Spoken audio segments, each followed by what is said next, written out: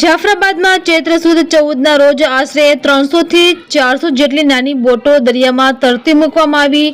જેટલા પણ મોટી બોટના માલિક હોય તેમના દ્વારા 15 થી 20 દિવસ પહેલા જ આ નાની બોટ બનાવવામાં આવે છે।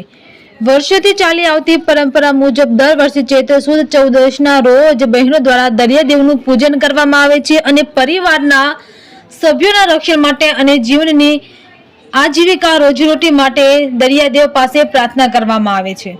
સાથે નાની નાની બોટોને ફૂલહાર, અગરબત્તી, શ્રીફળ વગેરે પૂજા કરવામાં આવે છે। આ બોટો મોટી બોટો જેવી જ આબેહૂબ અને કલાત્મક બનાવવામાં આવે છે।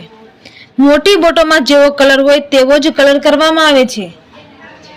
સાથે કેબિન, વીજ ગેસના બાટલા, વાયરલેસ સેટ તેમજ કોલ્ડ રૂમ લાઇટિંગથી સજ્જ બનાવવામાં આવે છે।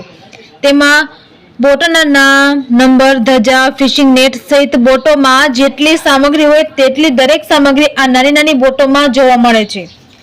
આ બોટોની અંદાજે કિંમત 1500 થી 2000 રૂપિયા જેટલી હોય છે। આ બોટોમાં ફૂલોના હાર, અગરબત્તી, નિવેદ, પ્રસાદ, નાળિયેર ધરીને દરિયાદેવને અર્પણ કરવામાં આવે છે। રિપોર્ટર જિગ્નેશ બારૈયા, જાફરાબાદ।